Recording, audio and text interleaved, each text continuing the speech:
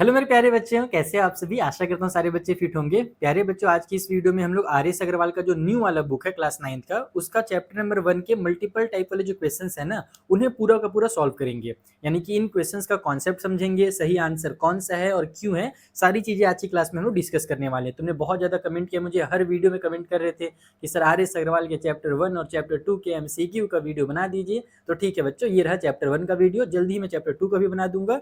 तुम लोग सारे वीडियोस देखो और सारे वीडियोस को शेयर भी करो। तुम लोग चैप्टर 1 के तो वीडियोस देखते हो, चैप्टर 2 का वीडियो तुमने शेयर नहीं किया, गंदी बात ना, शेयर जरूर करना। नहीं तो मैं 10th के भैया दीदी के वीडियोस बनाने चले जाऊंगा, फिर 9th वाले तुम लोग पीछे रह जाओगे। तो इसीलिए प्लीज इस वीडियो को भी ज्यादा से ज्यादा शेयर करना, जैसे तुमने मेरे प्रीवियस वीडियोस को किया था। तो पहला क्वेश्चन इसमें बोला गया है, in which quadrant does the point -7 -4 lie. अच्छा एक सेकंड रुको ना, इस क्वेश्चन को कराने से पहले क्लेरिफिकेशन दे देता हूँ। जो बच्चे पुराने वाले आर एस अग्रवाल बुक से पढ़ रहे हैं, जिनके पास ये वाला नहीं है, ये वाला जिनके पास नहीं है, उनके बुक में भी यहाँ पर जो MCQs दिए हैं ना, इससे रिलेट मतलब कि इसके बहुत सारे क्वेश्चन उनके बुक में भी मिलेंगे। शुरू के बहुत सारे क्वेश्चन सेम टू सेम रहेगा, लेकिन इसमें ना एक्स्ट्रा क्वेश्चन भी दिया है नए वाले बुक में ना, डिस्टेंस फार्मूला वाला। जो एक्सरसाइज 1B में हम लोगों ने पढ़ा ना डिस्टेंस फार्मूला, ये पुराने बुक में नहीं है। उसी तरीके से MCQ में भी उसके क्वेश्चन तुम्हें नहीं मिलेंगे पुराने बुक में, तो नए बुक में तुम्हें हर टाइप का क्वेश्चन मिल जाएगा। पहले अच्छा ये वाला जो क्वेश्चन मैं कराने वाला हूँ, इस क्वेश्चन को सॉल्व करने से पहले प्लीज एक्सरसाइज 1A का और 1B का वीडियो देख लेना, ताकि तुम्हें MCQ अच्छे से समझ में आ जाए। अगर 1A और 1B तुमने नहीं सीखा है, तुम सोच रहे हो सीधे हम MCQ कर लेंगे, तो कंफ्यूजन क्रिएट हो जाएगा तुम्हारे माइंड में। ठीक है, तो 1A और 1B का वीडियो का लिंक तुम्हें डिस्क्रिप्शन में मिल जाएगा, ऊपर आई बटन में भी मिल जाएगा। So the first question, in which quadrants does the point -7 -4 लाई। ये एक पॉइंट दिया हुआ है, ये कौन से क्वाड्रेंट पे लाई करेगा। हमने याद किया है ना, कितने क्वाड्रेंट होते हैं, 4 क्वाड्रेंट होते हैं। First quadrant, second quadrant, third quadrant और फोर्थ क्वाड्रेंट। तो जो हमारा थर्ड वाला क्वाड्रेंट होता है बच्चों ना, उसमें दोनों नंबर निगेटिव होते हैं। मैं हल्का सा रिवीजन करा देता हूँ, हल्का सा रिवीजन। देखो इस तरीके से क्वाड्रेंट बनता है ना। पहला वाला जो क्वाड्रेंट होता है, इसमें फर्स्ट नंबर प्लस रहता है, सेकेंड नंबर भी प्लस रहता है, दोनों पॉजिटिव होते हैं, इसको पहला क्वाड्रेंट कहा जाता है। दूसरे वाले क्वाड्रेंट में पहला नंबर निगेटिव वाला होता है, दूसरा नंबर पॉजिटिव होता है, इसको सेकंड क्वाड्रेंट कहते हैं। जैसे एग्जांपल के लिए यहाँ पर मान लो पहला नंबर 5 होगा, दूसरा नंबर 8 होगा, एग्जांपल के लिए दोनों पॉजिटिव हैं। यहाँ पर पहला नंबर निगेटिव में होगा, जैसे मान लो -5 और +2, दूसरा नंबर पॉजिटिव। तीसरा वाला जो क्वाड्रेंट होता है, इसमें दोनों नंबर जो होते हैं निगेटिव होते हैं। क्यों होते हैं, कैसे होते हैं, ये सब हमने एक्सरसाइज में डिस्कस किया है, यहाँ पर बस मैं रिवीजन करा देता हूँ। जैसे कि मान लो पहला नंबर -3 होगा, दूसरा नंबर -4 होगा, दोनों नंबर निगेटिव जो होते हैं ना, वो थर्ड वाले क्वाड्रेंट में होते हैं। और यहाँ पर होता है हमारा फोर्थ क्वाड्रेंट, और फोर्थ क्वाड्रेंट की खासियत ये है कि इसमें पहला नंबर पॉजिटिव होता है, लेकिन दूसरा नंबर निगेटिव होता है। जैसे एग्जांपल के लिए 5 और -8 ले लेता हूँ। तो इस तरीके से 4 क्वाड्रेंट का कॉन्सेप्ट होता है। ओके, अब जो पहला क्वेश्चन है उसमें तुम देखो दोनों नंबर निगेटिव है, पहला भी निगेटिव है, दूसरा भी निगेटिव है। तो दोनों नंबर निगेटिव अभी मैंने तुम लोगों को कहाँ पर बताया, थर्ड वाले क्वाड्रेंट में बताया। तो इसका आंसर ऑप्शन नंबर सी सही हो जाएगा। तो कॉन्सेप्ट पता रहेगा तो आंसर ऑटोमेटिक निकल जाएगा। अभी देखना इसके आगे क्वेश्चन ना तुम लोग खुद ही बना लोगे। अगला क्वेश्चन है कि x ग्रेटर है 0 से और y स्मॉलर है 0 से, तो फिर ये x और y वाले जो पॉइंट होंगे वो कौन से क्वाड्रेंट में होंगे। बच्चों x अगर 0 से बड़ा है ना, 0 से बड़ा कौन सा नंबर होता है, 1 2 3 4 प्लस वाला होता है, और 0 से छोटा माइनस वाला नंबर होता है। इसका मतलब ये हुआ कि x हमारा पॉजिटिव नंबर है और y हमारा निगेटिव नंबर है। तो x पॉजिटिव और y निगेटिव, यानी पहला वाला नंबर पॉजिटिव और दूसरा वाला नंबर निगेटिव कहाँ पर होता है, अभी हमने डिस्कस किया, वो फोर्थ क्वाड्रेंट में होता है। तो इसका आंसर ऑप्शन नंबर डी हो जाएगा। थर्ड क्वेश्चन में बोला गया है कि एक point both of whose coordinates are negative lie in the quadrant. इसी क्वेश्चन को यहाँ पर स्टेटमेंट के फॉर्म में लिख दिया है कि एक ऐसा पॉइंट जिसके दोनों कोऑर्डिनेट्स निगेटिव हो। तो दोनों कोऑर्डिनेट्स निगेटिव मतलब इस तरीके से हो, तो वो थर्ड क्वाड्रेंट में होता है। इसका ऑप्शन सी सही हो जाएगा।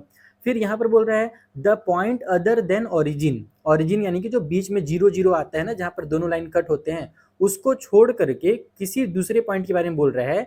For which abscissa is equal to ordinate, यानी एब्सिसा और ऑर्डिनेट अगर आपस में इक्वल हैं तो वो कौन से क्वाड्रेंट में लाई करेंगे। इसे भी चलो यहीं पर समझते हैं। देखो बच्चों, अगर दोनों नंबर प्लस वाले हैं, दोनों नंबर, देखो ऑरिजिन का मतलब यहाँ पर था कि दोनों इक्वल होने चाहिए। एब्सिसा को बोलते हैं, पहले वाले नंबर को एब्सिसा कहा जाता है, दूसरे वाले को ऑर्डिनेट कहते हैं। और दोनों बोला गया इक्वल कहाँ पर हो सकता है, तो या तो पहले क्वाड्रेंट में होगा या तो तीसरे क्वाड्रेंट में होगा। जैसे मान लो पहला नंबर +2 और दूसरा भी +2, ये हमारा पहला क्वाड्रेंट में हो सकता है। अगर मैं यहाँ पर 2 और 2 लिखना भी चाहूँ, अगर मैं सेकंड क्वाड्रेंट में 2 और 2 लिखना भी चाहूँ ना, तो पहला वाला -2 हो जाएगा, दूसरा वाला +2 हो जाएगा, तो ये इक्वल नहीं होगा। लेकिन थर्ड क्वाड्रेंट में 2 और 2 हम लोग इक्वल कर सकते हैं, पहला भी -2 होगा, दूसरा भी -2 होगा। कहने का मतलब है कि पहले वाले क्वाड्रेंट में दोनों नंबर प्लस होते हैं और तीसरे वाले क्वाड्रेंट में दोनों नंबर माइनस होते हैं, इसलिए कोई भी नंबर हमारा इक्वल पहले वाले या तो क्वाड्रेंट में हो सकता है या तो तीसरे वाले में हो सकता है। ठीक है, तो इसका सही आंसर कौन सा हो जाएगा, पहला या तीसरा, कौन सा ऑप्शन में दिया हुआ है, ऑप्शन नंबर सी में दिया है। So the option number C is the correct option. Got it. अगला क्वेश्चन है 5th नंबर का कि पॉइंट ये जो है ये कहाँ पर लाई करेंगे। देखो पहला नंबर माइनस में है, दूसरा नंबर प्लस में है, पहला माइनस और दूसरा प्लस कहाँ पर होता है भैया, तो ई होता है अपना सेकंड वाले क्वाड्रेंट में, पहला माइनस दूसरा प्लस, और पहला अगर प्लस है दूसरा वाला माइनस है तो ये फोर्थ वाले क्वाड्रेंट में होता है, तो ये सेकंड में रहेगा, ये फोर्थ में रहेगा, यानी कि ये ऑप्शन हमारा जो है ना ऑप्शन नंबर सी ये सही ऑप्शन है। 6th वाले क्वेश्चन इंटरेस्टिंग है, इसमें पहला नंबर 0 है, दूसरा नंबर निगेटिव दिया हुआ है, तो इसमें क्या किया जाए, तुम्हें निगेटिव पॉजिटिव से कोई लेना देना नहीं है बच्चों। अगर कभी भी तुम 0 देख लो, चाहे पहला वाला नंबर को 0 देखो चाहे दूसरे वाले को 0 देखो, तो उसका कॉन्सेप्ट है पहला नंबर 0 है, इसका मतलब x की वैल्यू 0 है और y का वैल्यू दिया हुआ है, तो -8 है ना, तो -8 मान लो y वाले में यहाँ पर कहीं पर आएगा, ये वाले लाइन पर। तो हमेशा याद रखना कि अगर हमारा x का वैल्यू नहीं दिया है, y का वैल्यू दिया है, तो वो y एक्सिस पर लाई करेगा, वो क्वाड्रेंट पर लाई नहीं करेगा। और उसी का उल्टा भी होगा, x की वैल्यू अगर दी हुई है और y की वैल्यू नहीं दी गई है, तो वो x एक्सिस पर लाई करेगा, वो किसी क्वाड्रेंट पर लाई नहीं करेगा। तो यहाँ पर भी ये वाला जो पॉइंट है, इसमें x का वैल्यू नहीं है लेकिन y का वैल्यू है, तो ये y एक्सिस पे लाई करेगा, ये किसी क्वाड्रेंट पे लाई नहीं करेगा। ठीक है, और उसी तरीके से 7th वाला क्वेश्चन है, और which of the following point does not lie in any quadrant, इनमें से कौन सा ऐसा पॉइंट है जो किसी भी क्वाड्रेंट पे लाई नहीं करेगा। तो x या फिर y अगर 0 दिया हुआ हो तो वो क्वाड्रेंट पे नहीं रहता है, वो फिर एक्सिस पर रहता है, यानी कि लाइन के ऊपर रहता है। जैसे ऑप्शन नंबर डी, ये वाला भी y एक्सिस के ऊपर रहेगा, क्योंकि y की वैल्यू है बट x की वैल्यू नहीं है।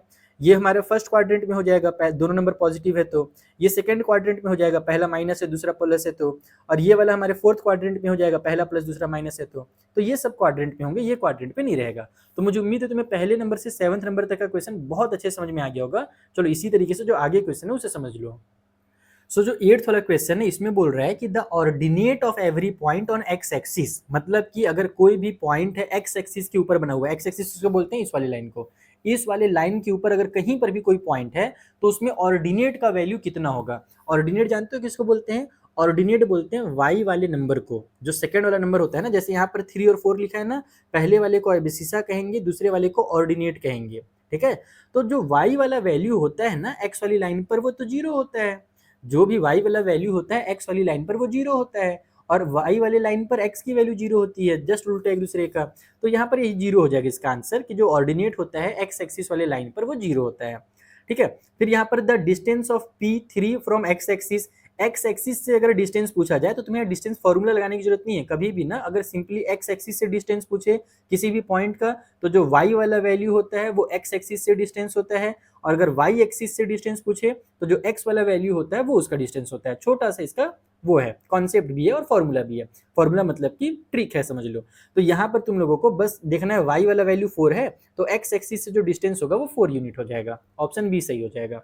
ठीक है, 10th वाले क्वेश्चन में बोला गया है कि पॉइंट ओ ए बी और सी को अगर हम मिला दें तो इस पॉइंट को मिलाने से कौन सा फिगर बनेगा, जो ओ ए बी सी बनेगा वो कैसा बनेगा, तो वो एक रेक्टेंगल बन जाएगा। तुम लोग इसको पॉइंट को अपने क्या नंबर उसमें कार्टेशियन प्लेन में यानी कि ग्राफ वाले पेज में तुम लोग जाकर के मिलाकर देख भी सकते हो, क्योंकि मुझे साफ साफ दिख रहा है एक साइड 4 आ रहा है और एक साइड 3 आ रहा है ना, तो यानी कि लेंथ हमारा अलग रहेगा, ब्रेथ अलग रहेगा, तो स्क्वायर तो बनेगा नहीं, वो हमारा रेक्टेंगल बन जाएगा। तुम लोग बना करके भी चेक कर सकते हो इसको। ठीक है, उसके बाद इस वाले क्वेश्चन को कॉपी में सॉल्व करना सिखाऊंगा, पहले 12th वाले को देख लो, अभी इसको कॉपी में करेंगे सॉल्व, क्योंकि आगे वाले बहुत सारे ऐसे क्वेश्चन हैं जिनको कॉपी में सॉल्व करना पड़ेगा। तो जो बुक में बन जा रहा है डायरेक्ट समझाने में, बुक में समझा दे रहा हूँ, जो कॉपी वाले क्वेश्चन है उनको कॉपी में करेंगे।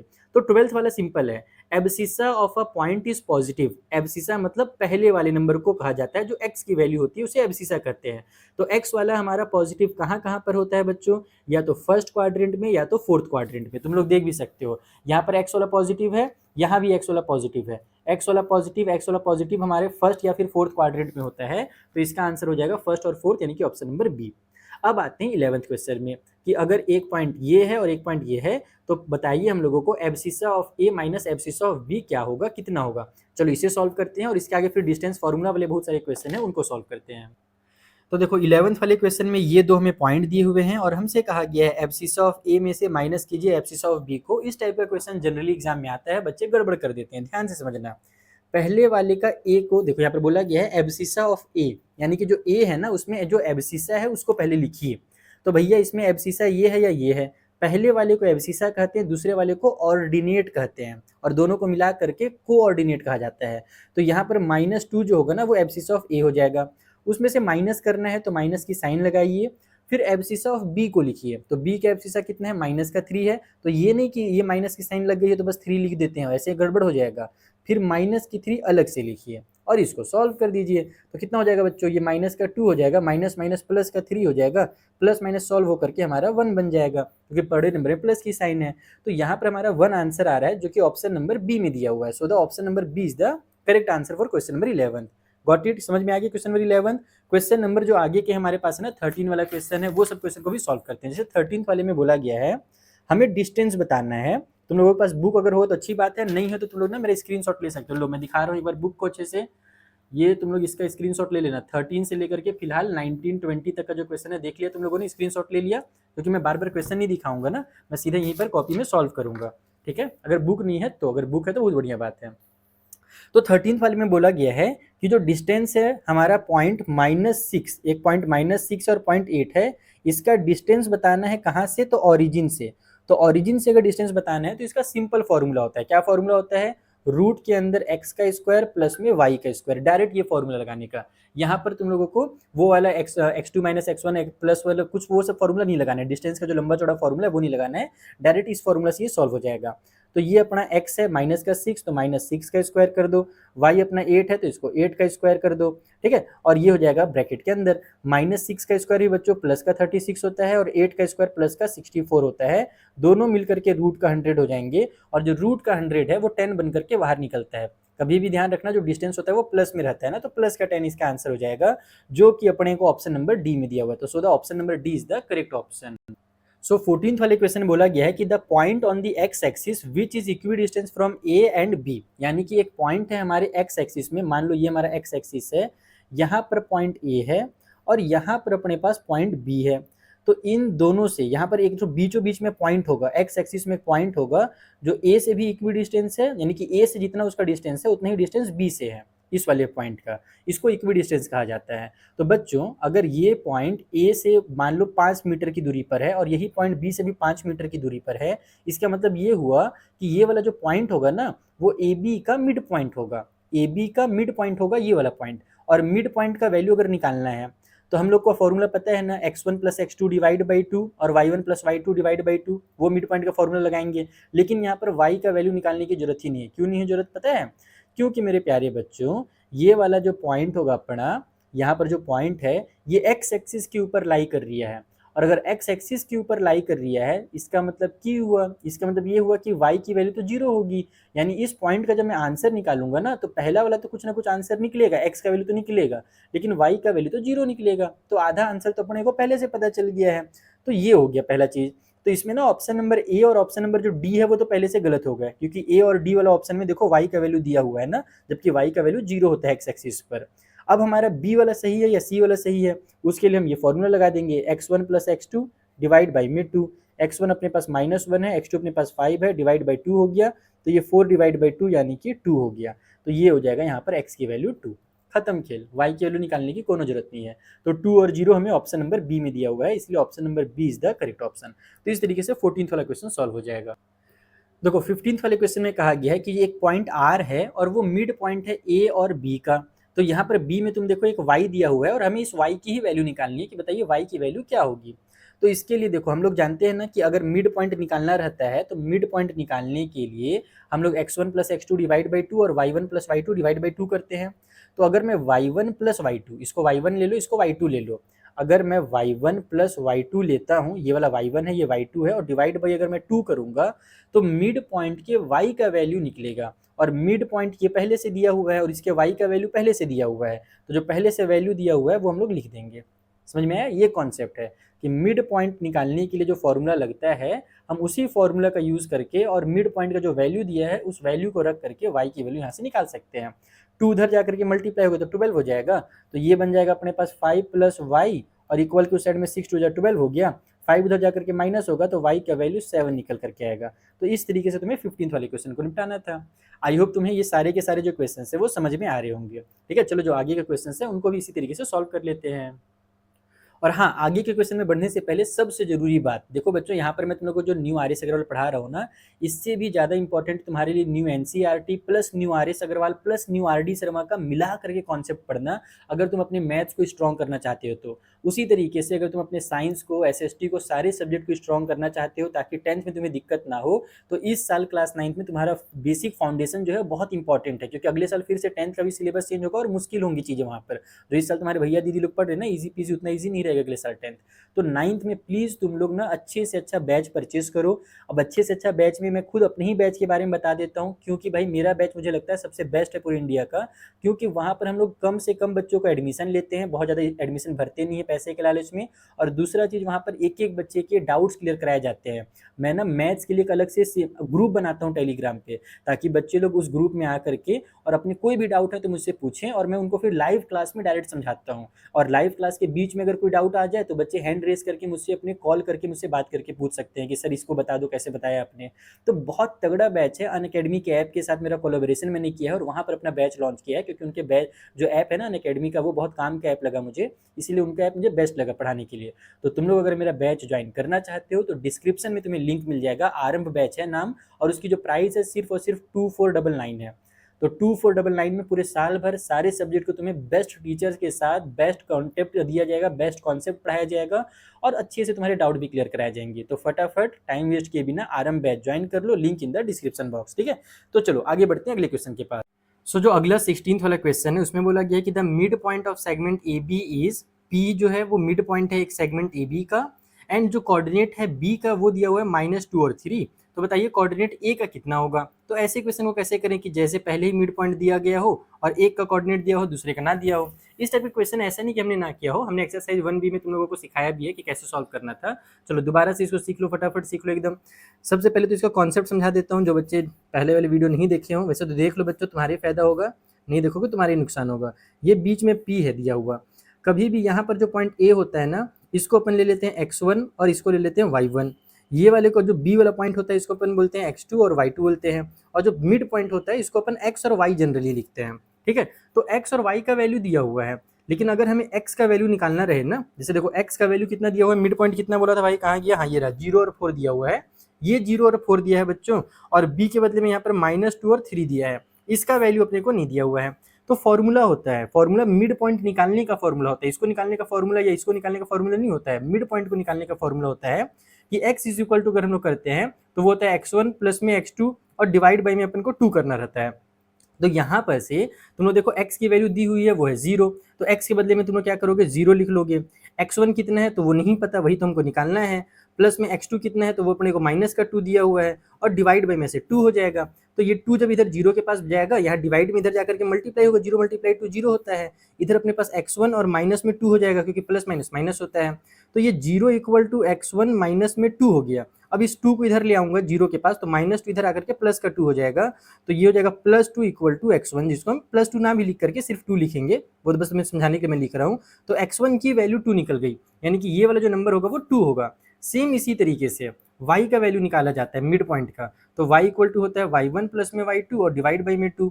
तो y की वैल्यू अपने को पहले से 4 दी हुई है, y1 की वैल्यू अपने को नहीं पता, वही तो निकालनी है, y2 की वैल्यू 3 दी हुई है और डिवाइड बाई में 2 हो जाएगी, ये 2 इधर जाकर के मल्टीप्लाई होगा तो 2 4 हो जाएगा अपने पास 8, इक्वल के उस साइड में y1 प्लस में 3 है, ये प्लस वाला 3 इधर आकर के माइनस होगा, तो 8 में से 3 माइनस होकर के 5 आ जाएगा, यानी कि y1 की वैल्यू 5 निकल करके आ जाएगी। बोले तो ये वाला नंबर 2 होगा और ये वाला नंबर अपना 5 होगा। तो जो a है इसके कोऑर्डिनेट 2 और 5 हो जाएंगे। इस तरीके से तुम्हें क्वेश्चन नंबर 16 सॉल्व करना था, और 2 और 5 तुम्हें कहाँ पर दिया हुआ है, तो ऑप्शन नंबर ए में दिया हुआ है, इसलिए ऑप्शन नंबर ए तुम्हारा करेक्ट हो जाएगा। आई होप तुम्हें कॉन्सेप्ट समझ में आ गया होगा, मिड पॉइंट वाला क्या कॉन्सेप्ट है। चलो अगले क्वेश्चन बनाएं। तो देखो यहाँ पर जो 17th वाला क्वेश्चन है, पूरा क्वेश्चन तुम लोगों को नहीं दिखा रहा हूँ मैं, डायरेक्ट तुम्हें यहाँ पर यही समझा दे रहा हूँ। तुम्हारे पास बुक है, तुम क्वेश्चन रीड कर सकते हो। अगर बुक नहीं है तो तुम लोग जल्दी से इसका स्क्रीनशॉट ले लो, क्योंकि मैं बार बार क्वेश्चन दिखाऊंगा ना, तो फिर कंफ्यूजन क्या होगा, टाइम वेस्ट होगा बस। तो मैं तुम लोगों को डायरेक्ट यहाँ पर बिना क्वेश्चन दिखाए ही तुम्हें यहाँ पर समझा देता हूँ कि क्वेश्चन में कहा क्या गया है। ठीक है, क्वेश्चन में ये कहा गया कि जो पॉइंट पी है ये मिड पॉइंट है ए बी का, जैसे पिछले वाले क्वेश्चन में था। पी के भी कोऑर्डिनेट्स दिए हुए हैं, ए का और बी का भी कोऑर्डिनेट दिया है बट आधा अधूरा दिया है। जैसे ए के कोऑर्डिनेट में तुम देखो यहाँ पर -3 और बी दिया है, और बी के कोऑर्डिनेट में 1 और बी प्लस में 4 दिया हुआ है। यानी कि यहाँ पर जो x1 होता है, सॉरी y1 जो होता है वो हमें b के फॉर्म में दिया है, और y2 भी हमें b के फॉर्म में दिया है। तो एक काम करते हैं, हमें यहाँ पर b की वैल्यू निकालनी है, तो हम y वाला फॉर्मूला लगाएंगे। जैसे पिछले वाले में x और y दोनों का फॉर्मूला लगा के डबल डबल मेहनत करना पड़ा था ना, इसमें उतना भी नहीं करना पड़ेगा। तुम डायरेक्ट ऐसे लिखोगे कि भाई y निकालने के लिए हम लोग y1 plus y2 divide by जो 2 करते हैं, तो y की वैल्यू ये दी हुई है अपने को 1, तो y के बदले में अपन 1 लिख लेंगे। उसके बाद y1 कितना है, तो ये b जो है अपना y1 है, प्लस में y2 कितना है, तो ये b प्लस में 4 अपना y2 है, और डिवाइड बाई में अपने पास ये जो 2 है वो उतर जाएगा। 2 को इधर ट्रांसफर करो 1 के पास, तो इससे मल्टीप्लाई हो जाएगा, 2 1 2 हो जाएगा। यहाँ पर ये हमारा 2b बन जाएगा, b प्लस b और प्लस का 4 है। ये प्लस वाला 4 जब इधर मैं भेजूंगा इसके पास, तो इधर आकर के माइनस का 4 हो जाएगा, इक्वल के उस साइड में 2b रह गया। तो अब यहाँ से अगर सॉल्व करोगे तो 4 में से 2 माइनस होकर के माइनस का 2 हो जाएगा, और इक्वल के उस साइड में 2b है। अब इस 2 को यहाँ भेज दो, वहाँ मल्टीप्लाई में यहाँ करके डिवाइड में हो जाएगा इस तरीके से। तो ये कट होकर के हमारा माइनस का 1 बन जाएगा। तो जो b की वैल्यू निकल करके आएगी वो माइनस की 1 होगी, और माइनस का 1 हमें ऑप्शन नंबर बी में ही दिया हुआ है। तो b की जो वैल्यू है वो b वाले ऑप्शन में दी हुई है। तो इस तरीके से 17th वाला क्वेश्चन है वो भी तुम्हारा कंप्लीट हो जाएगा। ठीक है, तो 16 17 बहुत इंपॉर्टेंट है, मिड पॉइंट वाले क्वेश्चन एग्जाम में पूछे जाते हैं। ठीक है, चलो अगला जो क्वेश्चन है उसे सॉल्व करें। सो 18th वाले क्वेश्चन बोला गया है perimeter of triangle with vertices इतना इतना एंड इतना, यानी कि ट्रायंगल के कॉर्नर का हम लोगों को कोऑर्डिनेट दिया हुआ है, वर्टेक्स का कोऑर्डिनेट दिया हुआ है, हमें उसका पेरीमीटर निकालना है।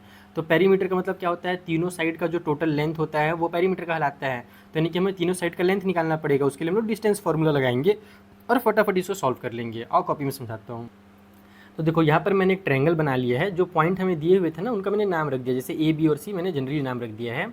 अब जो पॉइंट ए है, अगर मेरे को यहाँ से ए बी का लेंथ निकालना है, तो मस्त मुझे एक चीज़ दिख रहा है कि जो बी है वो 0 0 है, यानी कि ओरिजिन से अगर डिस्टेंस निकालना रहता है तो हम लोग क्या करते हैं, सिंपल सा काम, अगर मेरे को ए बी का लेंथ निकालना है और बी हमारा देखो 0 0 0 0 मतलब ओरिजिन है, तो उसके लिए हम लोग क्या करते हैं, एक्स का स्क्वायर प्लस में वाई का स्क्वायर, सिंपल सा काम, डायरेक्ट रूट के अंदर एक्स स्क्वायर वाई स्क्वायर कर दो, कोई दूसरा फॉर्मूला लगाने की जरूरत नहीं है, जल्दी से आंसर आ जाएगा ओरिजिन से जब भी डिस्टेंस निकालना हो तो ये हो जाएगा हमारे पास एक्स का स्क्वायर यानी कि 0 का स्क्वायर, और वाई का स्क्वायर यानी कि एक सेकंड, कुछ गड़बड़ हो रहा है क्या, कुछ गड़बड़ हो रहा है, एक्स का स्क्वायर प्लस वाई का स्क्वायर, अच्छा ये वाला है, ये एक्स का स्क्वायर है प्लस वाई का स्क्वायर, हाँ 0 का स्क्वायर प्लस में 4 का स्क्वायर हो जाएगा अपने पास, तो रूट के अंदर 4 का स्क्वायर आ जाएगा, 0 का तो इस खेल खत्म है, और 4 का स्क्वायर मतलब 4 × 4, तो ये 4 बन करके बाहर निकल जाएगा, यानी कि ये वाला जो डिस्टेंस है ये हमारी 4 यूनिट निकल करके आ जाएगी। उसी तरीके से अगर मैं इधर से बी सी का लेंथ निकालने जाऊँ,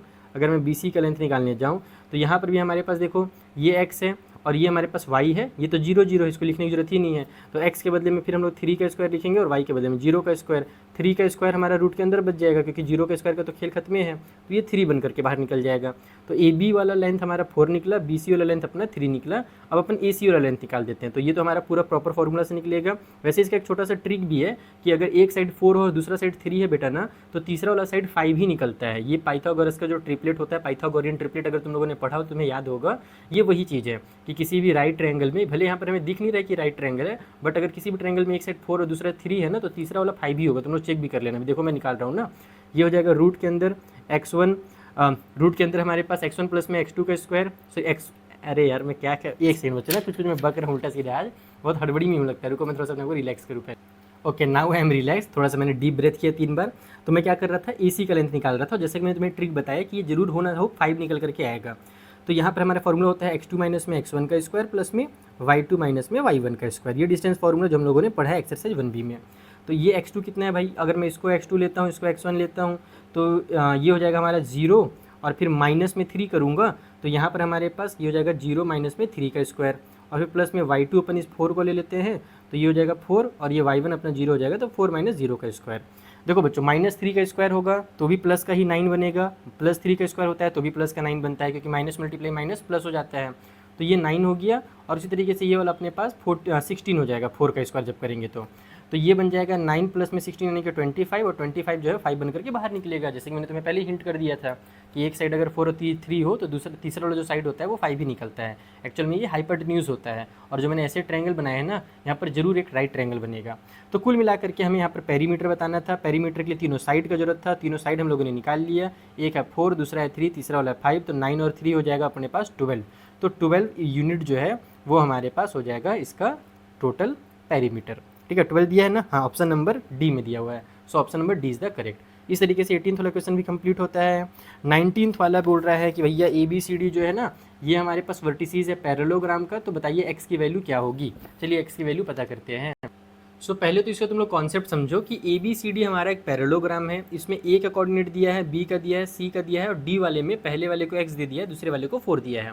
ऐसे क्वेश्चन को सॉल्व कैसे किया जाता है? अगर पैरेललोग्राम है तो इसमें पैरेललोग्राम की प्रॉपर्टी लगती है। वैसे तो बहुत सारी प्रॉपर्टी है, जो जरूरी प्रॉपर्टी जो हमारे काम आएगा वो ये है कि हम यहाँ पर मिड पॉइंट वाला कॉन्सेप्ट का यूज़ करेंगे। देखो बच्चों, क्या होता है ना कि जब कभी भी पैरेललोग्राम के हम डायगोनल बनाते हैं, जैसे कि ये जो डायगोनल मैंने BC बनाया है और ये BD बनाया है, और इधर से जो मैंने डायगोनल AC बनाया है, तो ये दोनों डायगोनल जहाँ पर कट होते हैं ना, ये एक्चुअल में एक दूसरे को बाइसेक्ट करते हैं। मतलब कि ये जो पॉइंट मेरा है ये AC का भी मिड पॉइंट है, और ये वाले लाइन का भी ये मिड पॉइंट है। ये जो पॉइंट है, इस पॉइंट को तुम जो भी कह दो। ठीक है, समझ में आया मेरी बात कि ये पैरेललोग्राम की एक प्रॉपर्टी है, एक पावर है पैरेललोग्राम का, कि उसके डायगोनल्स एक दूसरे को मिड पॉइंट में कट करते हैं, यानी कि बाइसेक्ट करते हैं। तो यहीं से हम लोग इस क्वेश्चन को सॉल्व करेंगे। जैसे अगर मुझे इस AC का मिड पॉइंट निकालना हो, ध्यान से देखना, मिड पॉइंट ऑफ AC, और AC में भी मैं पूरा मिड पॉइंट नहीं निकालूंगा। जैसे इसका दोनों कोऑर्डिनेट नहीं निकालना है, x वाला और y वाला दोनों वैल्यू नहीं निकालना है, बस x वाला वैल्यू निकालूंगा। x वाले वैल्यू निकालने से ना काम आसान होगा, क्योंकि मुझे यहाँ पर इस वाले का वैल्यू निकालना है, तो मैं y वाले में अपना टाइम वेस्ट क्यों करूँ। देखो ध्यान से समझो, x की वैल्यू निकालने के लिए हम x1 plus x2 divide by 2 करते हैं, यानी 1 प्लस 2 डिवाइड बाई में 2 हो जाएगा, तो ये बन जाएगा 3 डिवाइड बाई 2। Got it. ये क्या है भाई, ये मिड पॉइंट है हमारा, ये वाला का x का वैल्यू है। उसी तरीके से इधर से अगर मैं मिड पॉइंट निकालूँ, यानी इसी में से x की अगर वैल्यू निकाल लूँ, तो यहाँ पर x लिखूँ या x1 लिखूँ। मैं काम करता हूँ, इसको x1 लिख देता हूँ बच्चों, क्योंकि x ये वाला दिया हुआ है ना। अगर मैं इसको भी x लिखूँगा, ये भी x दिया हुआ है, तो गड़बड़ हो जाएगा। इसलिए जनरली हम लोग मिड पॉइंट को x और y से रिप्रेजेंट करते हैं, इसको x1 लिखते हैं। लेकिन यहाँ पर बुक में क्योंकि ये x दिया हुआ है, तो मैं मिड पॉइंट को x1 और y1 लिख दे रहा हूँ। तो जो मैंने निकाला है वो x1 निकाला है। ठीक है, उसी तरीके से अगर मैं मिड पॉइंट निकालूँ, मिड पॉइंट ऑफ BD निकालता हूँ, तो उसमें से भी मेरा x1 निकलेगा, क्योंकि दोनों मिड पॉइंट सेम होते हैं। तो यहाँ पर से x1 को निकालने के लिए मैं फिर से इन x1 ये वाला x और ये वाला x को प्लस करके 2 से डिवाइड करूँगा, तो ये हो जाएगा x माइनस में 1, क्योंकि प्लस करूँगा तो माइनस ही की साइन लग जाएगी, प्लस माइनस क्योंकि माइनस होता है, और डिवाइड बाई में 2 आ जाएगा। ठीक है, तो ये भी x1 का वैल्यू है बच्चों, और ये वाला भी x1 का ही वैल्यू है। यानी कि यहाँ पर जो पॉइंट है उसमें जो x वाला वैल्यू है ना, ये दोनों उसी का वैल्यू है। यानी कि दोनों तो इक्वल होने चाहिए। अगर दोनों x1 ही है, लेफ्ट का पार्ट अगर इक्वल है तो राइट वाला पार्ट तो इक्वल होता है। तो इसीलिए हम लिखेंगे कि 3 डिवाइड बाई 2 जो होगा वो इक्वल होगा x माइनस 1 डिवाइड बाई 2 के। तो यहाँ से नीचे का 2, यहाँ का नीचे का 2 डायरेक्ट कैंसिल कर दो, एक के बारे में एकदम डिनोमिनेटर साफ कर दो। ये माइनस के 1 को इधर ले आओ, तो 3 + 1 इक्वल टू x हो जाएगा। x की वैल्यू यहाँ से 4 निकल करके आ जाएगी। तो इस तरीके से तुम्हें इस क्वेश्चन को सॉल्व करना था। ये ऑप्शन नंबर बी में इसका सही आंसर दिया है। ठीक है, कोई भी दिक्कत हो ना तो तुम लोगों को मैंने जैसे पहले ही बताया है, आरंभ बैच में तुम अपने सारे के सारे डाउट्स मुझसे डिस्कस कर सकते हो। उसके अलावा टेलीग्राम पे भी आकर डिस्कस कर सकते हो, बट वही कि टेलीग्राम पे मैं बहुत ज़्यादा एक्टिव रहता नहीं हूँ, क्योंकि मेरे बैचेस वाले बहुत सारे क्लासेस हो गए हैं आजकल। ठीक है, तो ये हो गया 19th वाला क्वेश्चन। चलो जो अगला क्वेश्चन है 20 वाला, उसे सॉल्व करिए। तो देखो यहाँ पर जो अगला 20 वाला क्वेश्चन है उसमें लिखा ये गया है कि if the coordinate of one end of a diameter of circle is 2, 3, यानी कि एक सर्कल के डायमीटर का जो एक इंड है उसका कोऑर्डिनेट 2 और 3 है, and coordinate of it centre are -2 और 5, और जो सेंटर है उसके कोऑर्डिनेट -2 और 5 है, then the coordinates of the other end of the diameter, तो जो कोऑर्डिनेट होगा दूसरे वाले इंड का, इस डायमीटर का जो दूसरा इंड है इस वाले का कोऑर्डिनेट कितना होगा। तो सिंपल सा कॉन्सेप्ट है भाई कि जो डायमीटर का मिड पॉइंट होता है ना, वही सर्कल का सेंटर भी होता है। यानी कि यहाँ पर हमें फिर से मिड पॉइंट का कॉन्सेप्ट लगाना है। हम लोग इसमें ज़्यादा डिटेल में लिखेंगे नहीं, क्योंकि MCQ वाला है, बस तुम डायरेक्ट समझ लो कि ये वाली की वैल्यू निकालने के लिए, जिसको हम लोग x कहते हैं, इसका वैल्यू निकालने के लिए ये x1 और ये y1 जो यहाँ पर होता है, तो x1 plus x2 divide by 2 करते हैं मिड पॉइंट के लिए, ये वाला वैल्यू निकालने के लिए। तो हम यहाँ पर वही लिखेंगे कि -2 को निकालने के लिए हम x1 प्लस में x2 करते हैं और डिवाइड बाई में 2 करते हैं। तो यहाँ से इसका वैल्यू निकल जाएगा। ये 2 इधर जाकर के मल्टीप्लाई होगा तो -4 हो जाएगा। इक्वल के उस साइड में x1 प्लस में 2 है, ये प्लस का 2 इधर आएगा तो माइनस का 2 बन जाएगा, फिर -4 और -2 मिल करके माइनस का 6 बन जाएंगे, यानी x1 का जो वैल्यू होगा वो माइनस का 6 हो जाएगा। उसी तरीके से y वाला भी यूज़ करेंगे, ये y वाला वैल्यू है 5, तो 5 निकालने के लिए हम y1 और प्लस में y2 और डिवाइड बाई में अपन 2 करते हैं, तो ये 5 2 इधर 10 हो जाएगा, इक्वल को साइड में y1 प्लस में 3 हो गया, ये 3 इधर आकर के माइनस हो जाएगा 10 में से, तो 7 बन जाएगा, यानी कि y1 की जो वैल्यू हो जाएगी वो 7 हो जाएगी। बोले तो जो कोऑर्डिनेट निकल करके आ गया वो माइनस का 6 और प्लस वाला 7 निकल करके आ गया, जो कि ऑप्शन नंबर ए में दिया हुआ है। ठीक है, तो इस तरीके से 20 वाला क्वेश्चन सॉल्व होगा।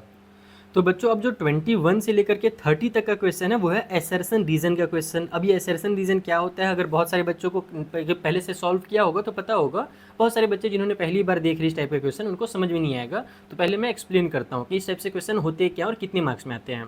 पहला तो ये 1 मार्क्स से क्वेश्चन होते हैं, जैसे जो MCQ होता है ना हमारा 1 नंबर का, वैसे ये भी 1 नंबर का ही क्वेश्चन होता है, और ये लास्ट के 2 क्वेश्चन होते हैं। अगर तुम्हारे क्वेश्चन पेपर में टोटल 20 क्वेश्चन MCQ वाले हैं ना, खास करके बोर्ड एग्जाम में ऐसे ही होता है कि 20 क्वेश्चन MCQ वाले होते हैं, तो 18 जो होते हैं वो 4 क्वेश्चन, यानी 18 जो होते हैं वो 4 वाले क्वेश्चन होते हैं, 4 ऑप्शन वाले, जैसे अभी तक तुम लोगों ने सॉल्व किया था 4 ऑप्शन वाले क्वेश्चन, और लास्ट के हमारे पास 19 और 20 नंबर के जो क्वेश्चन होते हैं वो एसर्शन रीजन वाले होते हैं। इसमें भी 4 ऑप्शन होता है।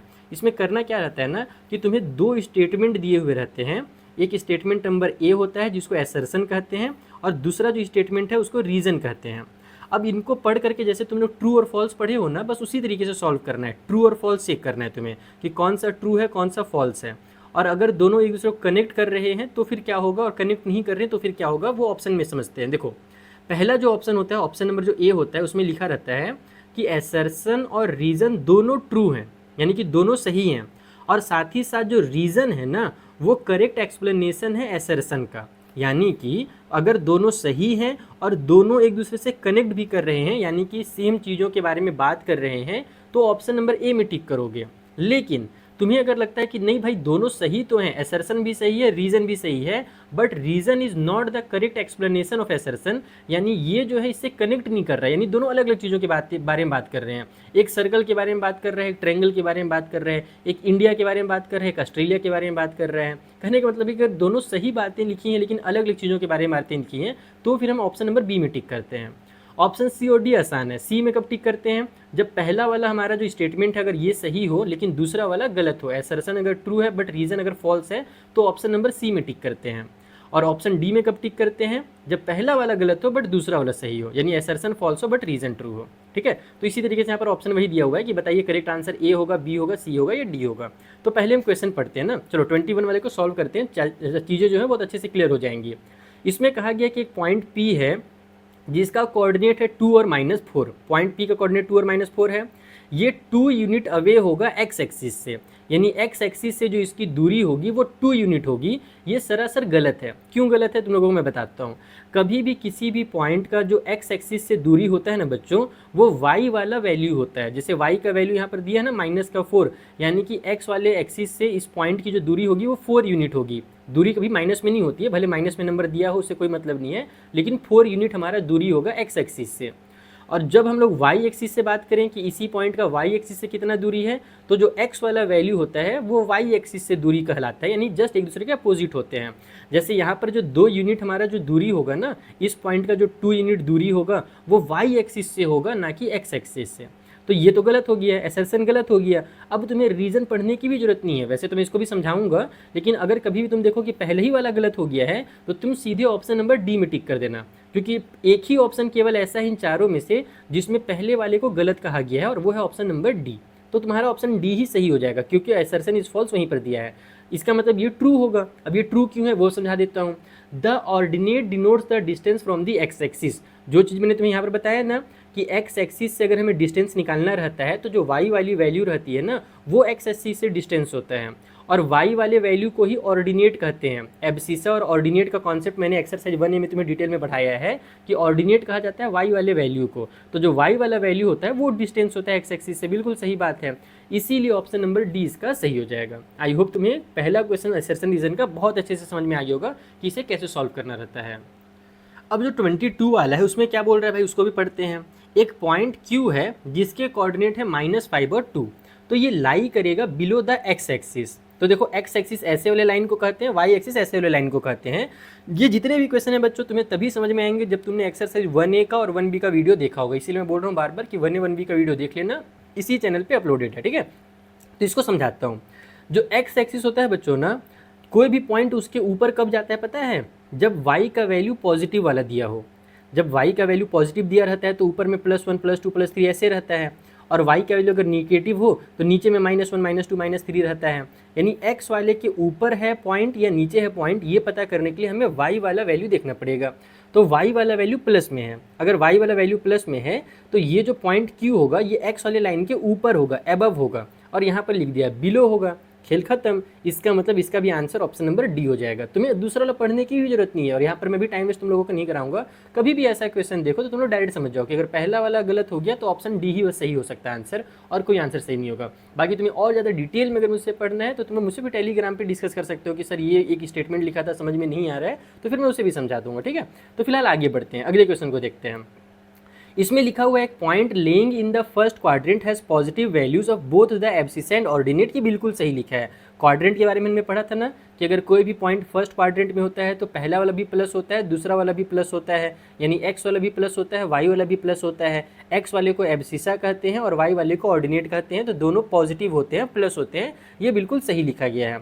तो एक तो सही है, दूसरा वाला क्या सही लिखा है कि नहीं देखते हैं।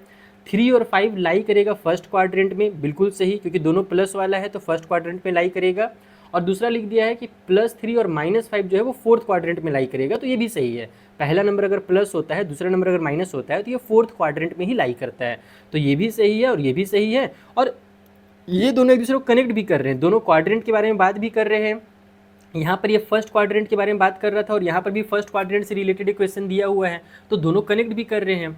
तो इसीलिए हम लोग यहाँ पर इसका ऑप्शन नंबर ए में टिक करेंगे। लेकिन एक छोटा सा इसमें डाउट हो सकता है कि भाई यहाँ पर तो ऑप्शन ये भी तो दिया हुआ है ना कि फोर्थ क्वाड्रेंट में लाई करेगा, यानी कि यहाँ पर दोनों पॉजिटिव है तो केवल फर्स्ट क्वाड्रेंट वाला देना चाहिए। तो इसके लिए एक बार हम लोग ऑप्शन को करेक्ट चेक कर लेते हैं कि ऑप्शन ए दिया है या ऑप्शन बी दिया है, क्योंकि इसमें मेरे को भी कन्फ्यूजन है कि दोनों आंसर हो सकते हैं।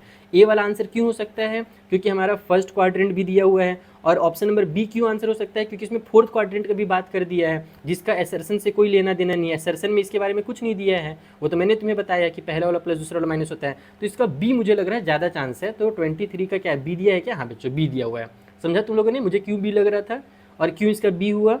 क्योंकि दोनों चीज़ें सेम टू सेम बारे में बात करनी चाहिए। अगर ये लाइन नहीं लिखा रहता ना कि ये वाला लाइन हमारा फोर्थ क्वाड्रेंट में लाई करेगा, ये लाइन अगर नहीं लिखा रहता, बस ये पॉजिटिव वाला लिखा रहता और फर्स्ट क्वाड्रेंट लिखा रहता, तो ऑप्शन नंबर ए सही हो जाता, क्योंकि दोनों सेम चीज़ों के बारे में बात करते हैं। लेकिन यहाँ पर दोनों अलग अलग हो गया, शुरू में तो सेम था लेकिन दूसरा लाइन अलग चीज़ों के बारे में बात करने लगा, इसीलिए ऑप्शन बी इसका सही हो जाएगा। ठीक है, तो इस तरीके से तुम लोग को भी समझना पड़ेगा। ज़्यादातर बच्चे ए और बी में ही गलत करते हैं, कई बार लगता है कि ए ज़्यादा सही है, कई बार बी लगता है। चलो 24 वाला देखते हैं, इसमें क्या होना चाहिए। इसमें लिखा है कि 3 और 0 एंड -3 और 0 लाई करेगा एक्स एक्सिस पे, बिल्कुल सही लिखा है। जब भी एक्स की वैल्यू दी हो, वाई की वैल्यू ना दी हो, भले वो प्लस में हो या माइनस में, उससे कोई मतलब नहीं है। एक्स की वैल्यू दी है और वाई की वैल्यू नहीं दी है तो वो एक्स एक्सिस में ही लाई करता है, बिल्कुल सही। और रीज़न में क्या दिया है? Every point on the x axis has the y coordinate 0, ये भी बिल्कुल सही लिखा है। इसी के बारे में बता रहा है कि कोई भी पॉइंट अगर एक्स एक्सिस में है तो वाई का वैल्यू 0 हो जाता है, बिल्कुल सही बात है। जो मैंने समझाया वही चीज़ लिखा हुआ है। तो दोनों एक दूसरे को कनेक्ट भी कर रहे हैं, दोनों सही भी लिखे हुए हैं, इसलिए ऑप्शन नंबर ए सही हो जाएगा कि भैया दोनों सही भी हैं, ट्रू भी हैं, और जो रीज़न है वो करेक्ट एक्सप्लेनेशन भी है असर्शन का। इसीलिए हमारा 24 वाला जो क्वेश्चन होगा वो सही हो जाएगा, यानी ऑप्शन नंबर ए उसका सही हो जाएगा। 25 में क्या दिया है भाई? 25 ब्लर तो नहीं है बच्चों ना, थोड़ा फोकस बना लेता हूँ। हाँ, 25 वाले में दिया कि the graph of y equal to a is a line parallel to the x axis, यानी कि अगर y का कोई भी वैल्यू दिया हुआ है और उसका अगर हम ग्राफ बनाते हैं तो वो एक्स एक्सिस के पैरेलल बनता है, बिल्कुल सही दिया हुआ है। इसको भी समझना ध्यान से। जो हम लोग एक्स एक्सिस और वाई एक्सिस जो हमारा होता है बच्चों ना, अगर वाई का वैल्यू कुछ दिया हुआ है और एक्स का वैल्यू नहीं दिया है, ठीक है, तो अगर हम लोग ऐसे एक लाइन ड्रॉ करेंगे तो वो जो लाइन बनता है y के वैल्यू के ऊपर, वो x वाले लाइन के पैरेलल बनता है, कुछ इस तरीके से। मैं इसको थोड़ा सा हल्का सा एक्सप्लेन भी करता हूँ तुम लोगों को। अरे यार बड़ा मेहनत का काम है बच्चों को आर्य सरल पढ़ाना। देखो ध्यान से, ये एक्स एक्सिस होता है, ये वाई एक्सिस होता है ना। मान लो कोई भी पॉइंट मेरा यहाँ पर है या यहाँ पर है, वाई एक्सिस में कहीं पर भी है, तो अगर मुझे इसका ग्राफ ड्रॉ करना है ना तो इसका ग्राफ ऐसे ड्रॉ होता है, ऐसे एकदम सीधा, और ये सीधा मतलब एक्स वाले के पैरेलल ड्रॉ होता है। यानी वाई में अगर कोई पॉइंट है तो एक्स वाले के पैरेलल ड्रॉ होगा, ये बिल्कुल सही लिखा हुआ है। तो एसर्शन तो सही दिया है मेरे भाई। रीजन में क्या दिया हुआ है, रीजन में बोल रहा है कि x equal to 0 represent the x axis, यानी कि x का वैल्यू जो 0 है ये हमारे x एक्सिस को रिप्रेजेंट करेगा। ये कहाँ का लॉजिक है भाई, ये तो गलत बात है ना, क्योंकि x इक्वल टू 0 जो होता है वो y एक्सिस को रिप्रेजेंट करता है। x का वैल्यू 0 कहाँ पर होता है, x का वैल्यू 0 y एक्सिस में होता है, लेकिन इसमें बोल दिया कि x का वैल्यू 0 जो है वो x एक्सिस में रहेगा। ये गलत बात है, तो एसर्शन सही है, रीजन गलत है, और इसी वजह से हमारा जो ऑप्शन नंबर सी है वो सही हो जाएगा। Assertion is true, reason is false. ठीक है, 25 भी क्लियर। 26 वाले में क्या बोल रहा है कि a point on the x axis is the form of x and y equal to 0 and the point on the y axis is the form x equal to 0 और y का वैल्यू होगा। ये बिल्कुल सही है, इसको समझना ध्यान से। अगर x एक्सिस में कोई भी पॉइंट होता है ना, तो x का तो वैल्यू होता है लेकिन y का वैल्यू 0 हो जाता है, बिल्कुल सही है। और अगर y एक्सिस में कोई भी पॉइंट है ना, तो वहाँ पर x का वैल्यू 0 हो जाता है लेकिन y का कुछ ना कुछ वैल्यू रहता है। ये भी हम लोगों ने एक्सरसाइज 1.1 बोल रहा हूँ 1A में हम लोगों ने इसे भी डिटेल में डिस्कस किया था, तो बिल्कुल सही लिखा है।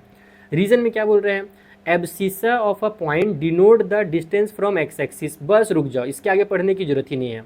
इसमें बोल दिया कि जो एब्सिसा होता है वो एक्स एक्सिस से डिस्टेंस को रिप्रेजेंट करता है, और यही चीज़ हमने यहाँ पर डिस्कस किया था कि जो ऑर्डिनेट होता है वो एक्स एक्सिस से डिस्टेंस को वो करता है, डिनोट करता है। यानी कि जो y वाली वैल्यू होती है ना, वो एक्स एक्सिस से डिस्टेंस को रिप्रेजेंट करता है, डिनोट करता है। एक्स वाली वैल्यू डिनोट नहीं करती है एक्स एक्सिस से डिस्टेंस को, तो ये गलत हो गया। जो हमने यहाँ पे डिस्कस किया था सेम उसी का उल्टा लिख दिया है, तो ये यहीं पर गलत हो गया और ये सही था। तो फिर से हमारा जो ऑप्शन नंबर सी है वही यहाँ पर सही हो जाएगा। गॉट इट, ऑप्शन सी क्यों सही हुआ इस वाले क्वेश्चन का। अब क्वेश्चन नंबर 27 में क्या बोल रहा है भाई, क्वेश्चन नंबर 27 में बोल रहा है कि the point A B and C are the collinear. Oh my god, यहाँ पर अब कॉलिनियर चेक करना पड़ेगा। कॉलिनियर बताता हूँ क्या होता है, और इसमें रीजन भी दिया है बी सी प्लस में ए सी इक्वल टू हमारे पास ए बी होता है। यही कॉलिनियर का कॉन्सेप्ट है, और इसको मैं डायग्राम के थ्रू तुम्हें डिटेल में समझाना पड़ेगा, इसको सॉल्व करके दिखाना पड़ेगा। और समझाते हैं कॉपी में।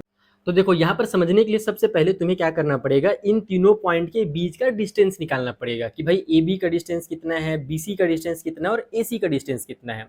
अब यहाँ पर हम क्या नोट कर रहे हैं कि जो ए बी है वो 5√3 है, जो बी सी है वो 5√5 है, जो बी सी है वो 2√5 है, और जो ए सी का डिस्टेंस है वो 3√5 है। तो ये चीज़ तुम देख पा रहे हो साफ साफ कि इन दोनों को प्लस करने पर ये वाला साइड आ रहा है ना, यानी कि अगर मैं बी सी में प्लस करता हूँ ए सी को तो मेरा ए बी निकल करके आता है। नॉन कॉलिनियर का मतलब ये होता है कि जब कभी भी 3 पॉइंट एक सीधी लाइन पे लाई करते हैं तो उसको हम लोग नॉन कॉलिनियर पॉइंट कहते हैं। यहाँ पर एक चीज़ तो क्लियर है कि हमारे पास ये जो तीनों के तीनों पॉइंट दिए हुए हैं, ये हमारे पास कहाँ पर लाई कर रहा है बच्चों, देखो ध्यान से। ये हमारा पहला वाला प्लस है, दूसरा वाला माइनस है, यानी कि हमारे पास ये होगा पहला प्लस दूसरा माइनस, तो फोर्थ क्वाड्रेंट में होगा। ये वाला -3 है और प्लस का 8 है, पहला वाला माइनस है दूसरा वाला प्लस में है, तो ये हमारे पास सेकंड क्वाड्रेंट में लाई करेगा। वैसे ये वाला भी हमारा सेकंड क्वाड्रेंट में लाई करेगा। तो हो सकता है ऐसे तिरछी एक सीधी लाइन बन रही हो, तो सीधी लाइन बन रही है कि नहीं बन रही है ये पता करने के लिए हम इस वाले कॉन्सेप्ट का यूज करते हैं। हम किसी भी दो साइड को प्लस करके देखते हैं क्या वो तीसरे के बराबर आ रहा है। तो यहाँ पर बिल्कुल हो रहा है। अगर मैं BC में AC को प्लस करता हूँ, BC अपने पास 2√5 है और AC अपने पास 3√5 है, तो ये प्लस होकर के 5√5 आ रहा है जो कि AB के बराबर है। तो इसका मतलब ये तीनों के तीनों पॉइंट एक सीधी लाइन पे ही लाई करेंगे। यहाँ पर A होगा, यहाँ पर B होगा और बीच में कहीं पर पॉइंट C होगा। इसीलिए हमारा AC प्लस BC जो है वो इक्वल आ रहा है AB के। तो जब कभी भी ऐसा कॉन्सेप्ट अप्लाई हो तो समझ जाना कि यस ये हमारे नॉन कॉलिनियर पॉइंट हैं। तो पहला जो हमसे बोला गया था कि सॉरी हाँ, पहला जो हम लोगों से बोला गया, एक सेकेंड, कॉलिनियर, नॉन कॉलिनियर मैंने बोला क्या अभी, मैंने शायद नॉन कॉलिनियर वर्ड यूज किया क्या बच्चों, मैं कॉलिनियर बोलना चाह रहा था, मुझे याद नहीं आ रहा, मुझे लग रहा है मैंने नॉन कॉलिनियर बोल दिया। यस, ये कॉलिनियर पॉइंट है। कॉलिनियर का मतलब होता है एक सीधी लाइन पे, मैं यहाँ पे लिख भी देता हूँ कि ये हमारे कॉलिनियर पॉइंट्स हो जाएंगे, यानी कि एक सीधी लाइन पे आने वाले पॉइंट्स हो जाएंगे, और इसका रीजन यही है। तो बिल्कुल दोनों सही दिया होगा। जो 27 है, जो 27 वाला क्वेश्चन है, इसमें असर्शन भी सही दिया है कि ये तीनों पॉइंट कॉलिनियर हैं, और उसका रीजन ये वाला ही है कि BC plus AC equal to AB आ रहा है। तो इसका मतलब कि दोनों सही भी हैं और ये रीजन इसको एक्सप्लेन भी कर रहा है। सो इस वजह से 27 का जो आंसर होगा वो ऑप्शन नंबर A हो जाएगा। ठीक है, अब जो 28 वाला क्वेश्चन है इसको देखते हैं। इसमें बोल रहा है कि point A, B and C जो है ना, ये नॉन कॉलिनियर पॉइंट होगा, और इसका रीजन बोल रहा है कि A and B lie on the x axis and C lie in the first quadrant. और ये बिल्कुल सही दिख रहा है, साफ साफ दिख रहा है कि देखो पॉइंट A में हमारे पास x का वैल्यू 0 है और y का वैल्यू 0 है, सॉरी 3 दिया हुआ है, और यहाँ पर भी x का वैल्यू 0 है और y का वैल्यू हमारे पास -5 दिया हुआ है।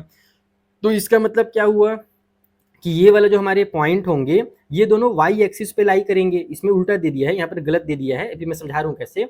एक्स का वैल्यू अगर दिया रहे, वाई का वैल्यू अगर ना दिया, उल्टा बोल रहा हूँ यार, मैं क्या कर रहा हूँ, आज पगलू हो गया हूँ, सॉरी बच्चों ना, सॉरी। Revise, take two. जैसे मूवी में नहीं होता है, हीरो भी डायलॉग मारने में गलती करता है भाई, तुम्हारा फेवरेट एक्टर जो होगा ना, या तुम फिल्म अगर नहीं भी देखते होगे तो क्रिकेटर लोग भी जो ऐड वगैरह करते हैं उसमें भी टेक टू टेक थ्री बहुत होता है। तो चलो टेक टू करते हैं।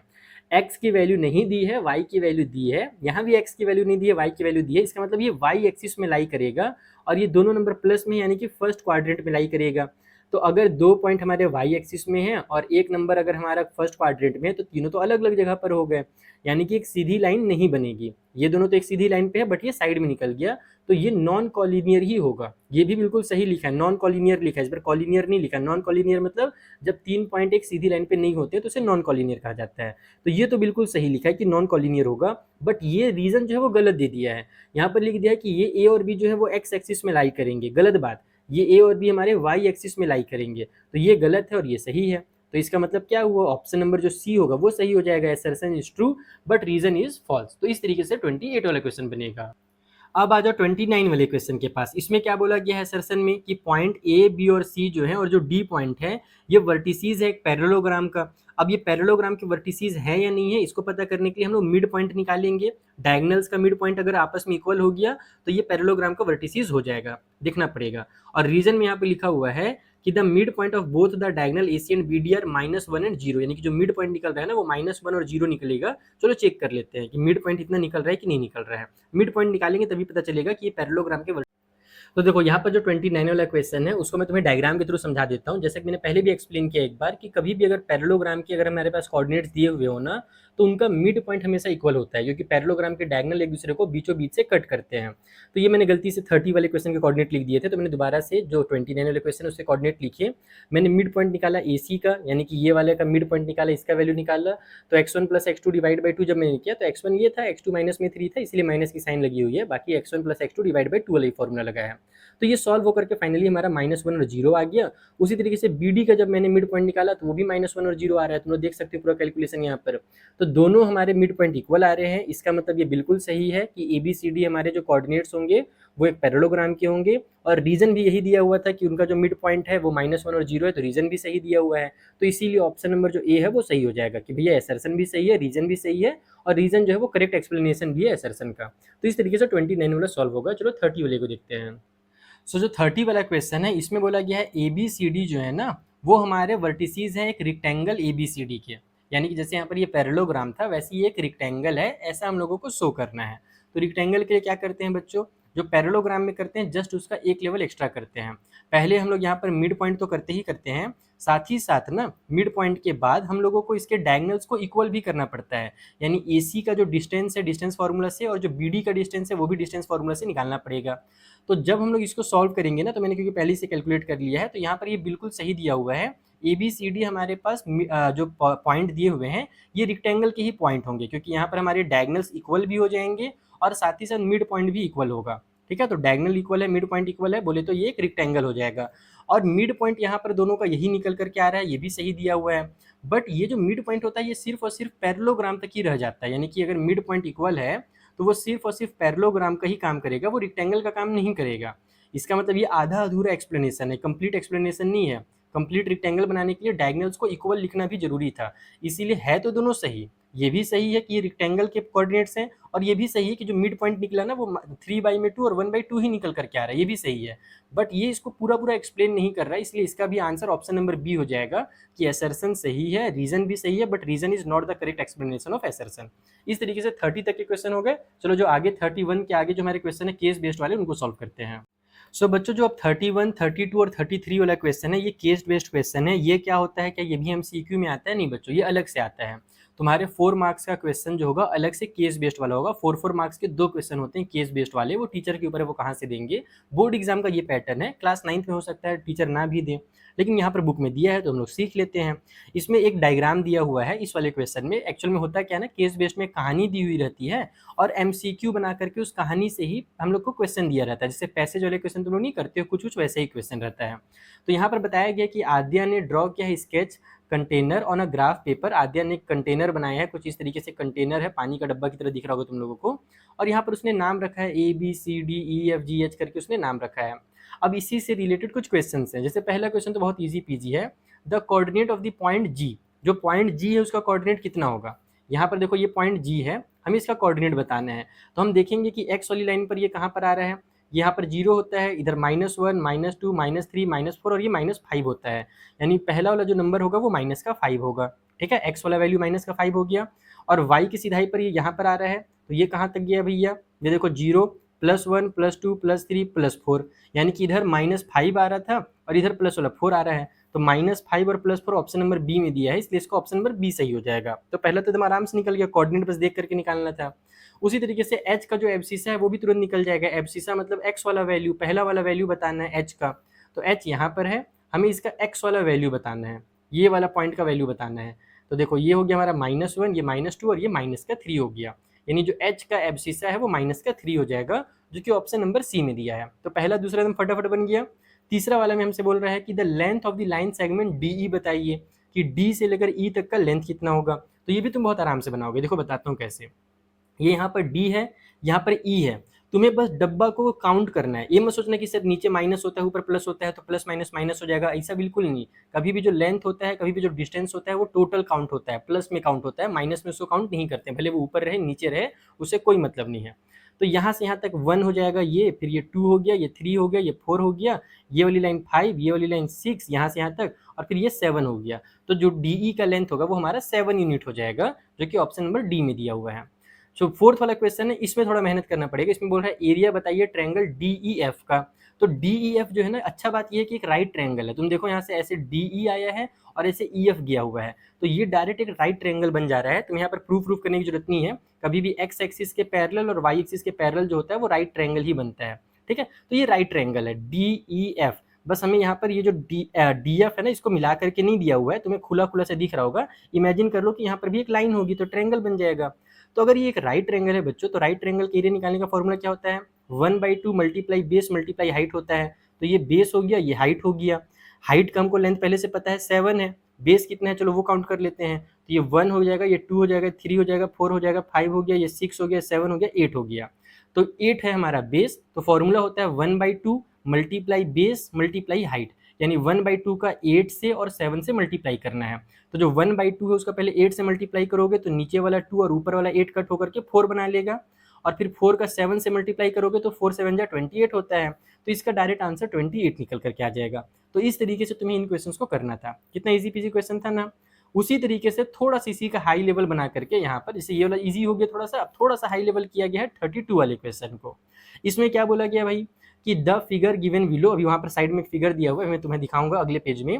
सो स्कूल ग्राउंड OABC, वहाँ पर एक स्कूल का ग्राउंड है जिसका नाम OABC है, सच दैट OA 10 मीटर का है, OC 50 मीटर का है। ऑन द फाउंडर्स डे किसी स्कूल में मनाया गया होगा, तो some sport activities were perform on this ground. वही है कि कहानी वहानी लिखा हुआ है कि स्पोर्ट डे मनाया गया तो स्पोर्ट खेला गया, कहानी है सिंपल, तो उतना कंफ्यूज नहीं होना, बस नंबर पे ध्यान देना है। आगे बोला गया कि 10 vertical lines have been draw with the chalk powder, वहाँ पर 10 वर्टिकल लाइन बनाया गया, and at the interval of 1 metre each, और उनके बीच का जो डिस्टेंस है 1 मीटर था, as so in the given below. चलो यहाँ पर मैं तुम्हें दिखाता हूँ, इस क्वेश्चन को तुम ध्यान से समझना, इंटरेस्टिंग क्वेश्चन है ये। इस तरीके से एक ग्राउंड है अपना, ये जो तुम लोग ऐसे ऐसे लाइन देख रहे हो ना, ये टोटल हमारे पास कितने लाइन बनाए गए हैं, इसमें कितना बोला 10 वर्टिकल बोला था, यानी कि 10 वर्टिकल लाइन होंगे, 1 2 3 4 5 6 7 8 9 10 11 जो तुम्हें दिख रहा है, ये बीच वाले को फिर काउंट किया हो गया हो, या फिर किसी एक को नहीं किया होगा, मैं शायद डबल काउंट कर लिया हूँ, जो भी है ये टोटल 10 वर्टिकल लाइन्स ड्रॉ किए गए, ऐसा हमसे क्वेश्चन में कहा गया है। और उनके बीच का जो डिस्टेंस है यहाँ से यहाँ तक 1 मीटर है, ये 1 मीटर है, ये 1 मीटर है, ये 1 मीटर डिस्टेंस है, बीच बीच का जो डिस्टेंस है वो 1 मीटर का है। ठीक है, उसके अलावा हमसे कहा गया था कि जो OA का लेंथ है वो 10 मीटर है, यहाँ से लेकर यहाँ तक हमारा टोटल 10 मीटर का लेंथ है, और जो OC है वो टोटल 50 मीटर है, यहाँ से लेकर यहाँ तक 50 है। तो अगर ये 10 है बच्चों तो ये भी 10 होगा, अगर इधर वाला 50 है तो इधर वाला भी 50 होगा, दिमाग में रखना, हो सकता है आगे चल करके काम आ जाए। अब हमसे बोला गया है कि Geeta run 1/4 of the distance of OC and second line on the second line and post a white flag W, यानी कि गीता ने क्या किया, ये सेकेंड वाले लाइन पे, ये देखो ये जो सेकेंड वाला लाइन है ना, उसमें उसने 1/4 डिस्टेंस कवर किया OC का, तो OC का 1/4 कितना होगा, उसको निकालने के लिए 1/4 मल्टीप्लाई OC का जो लेंथ 50 था उससे करेंगे, अभी मैं निकाल के दिखाऊंगा। तो यहाँ पर वो पहुंची है और यहाँ पर उसने एक व्हाइट कलर का फ्लैग लगा दिया है, और रीना नाम की एक लड़की है, वो 1/5 डिस्टेंस कवर की है OC का ही, और वो 8th वाले लाइन पे है। देखो इस 8th वाले लाइन पर वो ऐसे चल करके रीना ने यहाँ पर पहुंची, और इस पॉइंट R पर उसने एक फ्लैग लगाया है रेड कलर का, ठीक है, यहाँ पर एक फ्लैग है, यहाँ पर एक फ्लैग है। अब इसी से रिलेटेड कुछ क्वेश्चन दिया हुआ है। पहला क्वेश्चन है what is the coordinate of point W। तो ये जो पॉइंट W होगा भैया, इस पॉइंट W का कोऑर्डिनेट बताइए क्या होगा। तो इसका कोऑर्डिनेट हम कैसे बता सकते हैं, कोऑर्डिनेट बताने के लिए हम लोगों को x का वैल्यू और y का वैल्यू दोनों चाहिए रहता है। तो ये वाला पॉइंट, इसको देखो, इसको x एक्सिस कहेंगे बच्चों, और इस वाले को y एक्सिस कहेंगे। तो x वाली लाइन पर ये पॉइंट 2 की सिधाई पर है, तो इसका मतलब पहला वाला पॉइंट जो होगा वो 2 हो जाएगा। पहला तो ये क्लियर रखना कि जो पहला वाला पॉइंट होगा वो अपना 2 हो जाएगा, x का वैल्यू 2 हो जाएगा, ठीक है। अब जो दूसरा वाला पॉइंट है, अच्छा तुम लोग यहाँ पर इसी से आंसर पता कर सकते हो, तुम्हें दूसरा पॉइंट निकालने की भी जरूरत नहीं है, और एग्जाम में भी तुम ये ट्रिक अप्लाई करोगे। पहला पॉइंट हमारा 2 निकल कर क्या गया ना, तुम देखो कहीं पर पहला पॉइंट 2 है क्या, है ये नहीं है, इसका मतलब ऑप्शन सी सही होगा। तो एमसीक्यू में अपना टाइम बचाना है तुम्हें, तो इस तरीके से तुम सीधे ऑप्शन सी में टिक मार दो कि भैया पहला पॉइंट हमको पता चल गया 2 है, तो 2 होगा, दूसरा पॉइंट पक्का 25 निकलेगा, क्योंकि और कोई दूसरे जगह पर तो 2 दिया नहीं है पहला वाला नंबर, तो इसीलिए ऑप्शन सी सही हो गया। अब उसके बाद सेकंड क्वेश्चन बोल रहे हैं कि what are the coordinates of the point R. जो पॉइंट आर है इसके कोऑर्डिनेट क्या है, चलो देखते हैं क्या इसमें ट्रिक काम करता है कि नहीं।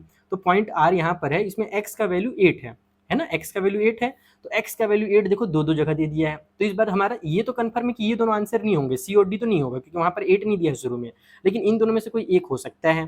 तो मैं तुम्हें इसमें भी ट्रिक बताऊं क्या है बेटा, ये देखो आर जो है वो थोड़ा नीचे है, डब्ल्यू थोड़ा ऊपर था, तो W का वैल्यू अगर 25 था तो R का वैल्यू 25 तो होगा नहीं, वो 20 से कम होगा, 25 से कम होगा, तो पक्का इसका आंसर बी होने वाला है। बाकी मैं इसे तुम्हें निकाल के दिखा देता हूँ, वैसे तुम्हें निकाल के दिखाता हूँ कि 20 जो है ना वो कैसे निकलता है। अरे यार मैं फालतू में दिमाग लगा रहा हूँ, काहे कि मैं निकाल के दिखाऊंगा यहाँ पर। ये देखो यहाँ पर इधर 8 है, और इसका सीधाई देखो ना तुम, यहाँ पर ये स्केल से देखो सीधा एकदम ये 20 पर आ रहा है, 30 और 20 के बीच में, यानी कि यहाँ पर 25 में ये था, और ये वाला हमारे 20 पे आ रहा है। मैं फालतू डिस्टेंस निकालने जा रहा था, अभी डिस्टेंस मतलब कि उसको निकाल के दिखाने जा रहा था, तो ये 20 पर आ गया, इसीलिए हमारा ये 8 और 20 हो जाएगा। तो खेल खत्म, पहला दूसरा इजीली बन गया। तीसरा चौथा पांचवा थोड़ा सा लंबा क्वेश्चन दिया हुआ है, वैसे यहाँ पर 5 दिए हुए हैं, लेकिन एग्जाम में जब आता है तो 4 ही बनाना रहता है। What is the distance between the point W and R। तो पॉइंट W और R के बीच का डिस्टेंस निकालना है, तो इसका कोऑर्डिनेट अपने पास आ चुका है बच्चों। डिस्टेंस अब तुम लोग निकालोगे, देखो मैंने पूरा चीज सिखा दिया है, मैं टाइम वेस्ट बिल्कुल नहीं करूंगा। x2 माइनस x1 का square plus y2 minus y1 का स्क्वायर रूट के अंदर लगाओ और इसका डिस्टेंस निकालो। मैं तुम्हें आंसर बता देता हूँ।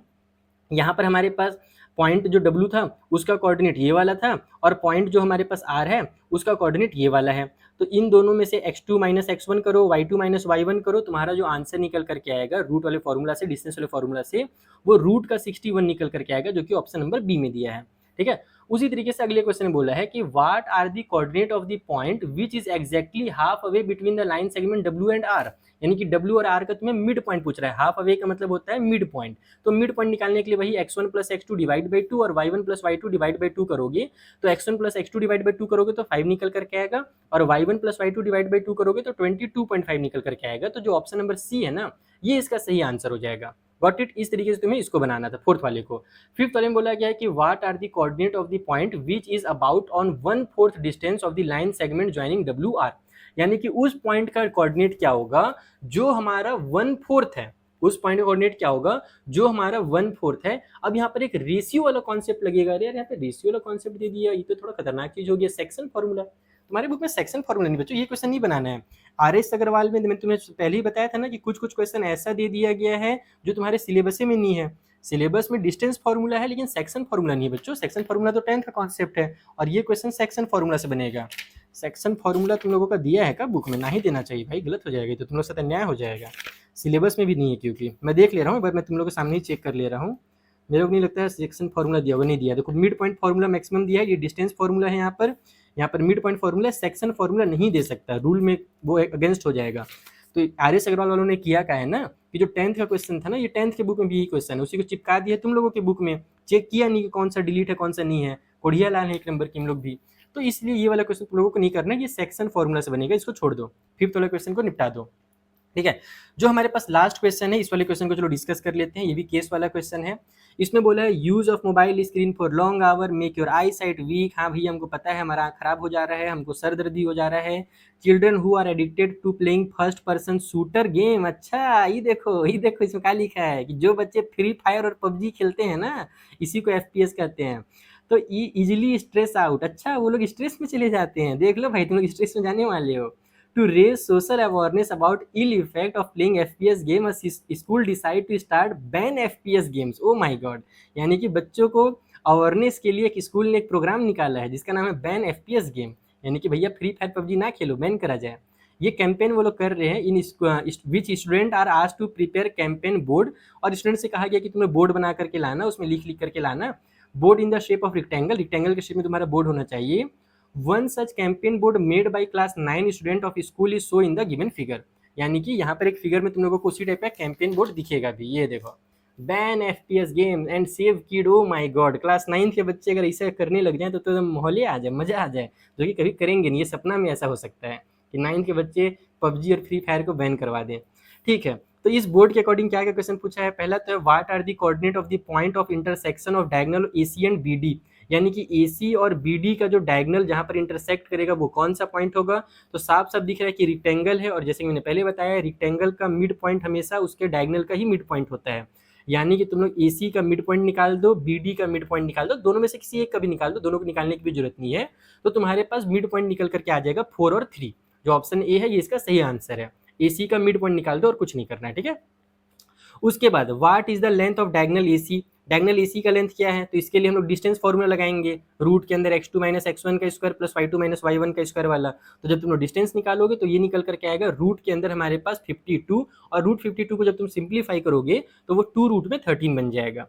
ठीक है, तो देखो ये सब मैं इसीलिए बस डिटेल में फटाफट एक्सप्लेन कर दे रहा हूँ क्योंकि मैंने पूरा मेहनत पहले ही कर लिया है। मैंने एक्सरसाइज 1B का वीडियो बना दिया। इस एक्सरसाइज में भी शुरू में मैंने तुम्हें distance formula, mid point formula, concept सब कुछ समझा दिया है। तो मैं क्यों यहाँ पर फालतू में दोबारा से सॉल्यूशन बनाकर टाइम वेस्ट करूँ। मैं बिल्कुल ये नहीं चाहता हूँ कि मेरे बच्चे मेरे वीडियो को देख करके सिर्फ नोट्स कंप्लीट करें। मैं चाहता हूँ कि वो कॉन्सेप्ट समझ करके चीज़ों को सीखें। ठीक है, तो सीख लो इसको। उसके बाद find the ratio of A B और ए डी। हम लोगों को ए बी और ए डी का रेशियो निकालना है। तो इसके लिए क्या करना पड़ेगा, पहले ए बी का लेंथ निकालना पड़ेगा। ए बी का जो लेंथ है वो तुम लोग निकालोगे। ए बी का लेंथ कितना है भाई, ए से लेकर बी तक का लेंथ कितना है, ये 1 से लेकर 7 तक जा रहा है तो 7 नहीं होगा, ध्यान रखना। 0 से 7 तक जाता तब 7 रहता। ये देखो तुम यहाँ से ये 1 है, 2 है, 3 है, 4 है, 5 है, 6 है। ए बी का लेंथ 6 हो गया। उसी तरीके से जो ए डी है ना, ए डी का लेंथ कितना है, ये 1 से लेकर के 5 तक ये जा रहा है तो 4 हो जाएगा। 1 2 3 4, हाँ 4 है। तो 6 और 4 है, और 6 और 4 का रेशियो निकालने के लिए 6 डिवाइड बाई 4 लिखना पड़ता है। 6 डिवाइड बाई 4 लिखो, दोनों 2 से कट हो जाएगा। 2 के टेबल से ऊपर 3 टाइम पे, नीचे 2 टाइम पे, तो 3 डिवाइड बाई 2 आ जाएगा, यानी 3:2 इसका आंसर हो जाएगा थर्ड वाले का। फोर्थ वाले में बोल रहे हैं find the area of campaign board ABCD। आपको इस ABCD का एरिया निकालना है। तो एरिया निकालने के लिए लेंथ इंटू ब्रेथ करना पड़ता है। लेंथ अभी हमने डिस्कस किया 6 है और ब्रेथ हमारा 4 है, तो 6 × 4 कितना होगा, 24 हो जाएगा। तो एरिया हो जाएगा इसका 24। और पेरीमीटर तुम्हें बताना है इसी ABCD बोर्ड का। तो पेरीमीटर का फॉर्मूला तुम्हें मुझे कमेंट करके बताओ कि सर पेरीमीटर का फॉर्मूला हमें याद है, क्लास 8 और 7 में मैंने पढ़ा था, ये फॉर्मूला होता है। अगर नहीं बता पाए तो सोचे रहना, बहुत डांटूंगा। तो फॉर्मूला भी बताओ तुम लोग पेरीमीटर का, और साथ ही साथ इसका पेरीमीटर निकाल करके भी बताओ कि कितना है। इन चारों में से कौन सा ऑप्शन है। और इसी के साथ हमारा एक्सरसाइज 1 का जो MCQ वाला पार्ट है वो कंप्लीट होता है। अब मैं जल्दी से जल्दी कोशिश करूंगा, अगर तुम लोग इस वीडियो को ज़्यादा से ज़्यादा शेयर करोगे तो मैं जल्दी से जल्दी चैप्टर 2 के जो MCQ उनका वीडियो बना दूंगा। चैप्टर 2 का एक्सरसाइज 2A और 2B का मतलब जो चैप्टर का वीडियो है वो तो मैंने बना ही दिया है। MCQ बचा हुआ था। तुम लोग चाहते हो कि चैप्टर 2 का भी MCQ स्पीड में सर बना दे एकदम फटाक से, डिटेल में इसी तरीके से, तो उसके लिए तुम लोगों को बस छोटा सा मेरा हेल्प करना है। इस वीडियो को बहुत सारे लाइक कीजिए, हाई पॉइंट्स जो होते हैं वो दीजिए, कमेंट कीजिए और अपने फ्रेंड्स के ग्रुप में शेयर कीजिए। तो जितना ज़्यादा शेयर करोगे उतनी ही जल्दी तुम्हारा नेक्स्ट वीडियो आ जाएगा। मिलते हैं बच्चों फिर नेक्स्ट वीडियो में, तब तक के लिए thank you for watching. Notes के लिए टेलीग्राम ज्वाइन कर लेना, और डाउट्स के लिए हमारा आरंभ बैच ज्वाइन कर सकते हो। डिस्क्रिप्शन में लिंक है, सिर्फ और सिर्फ 2499 पे करके तुम पूरे साल भर सारे सब्जेक्ट पढ़ सकते हो। Thank you once again.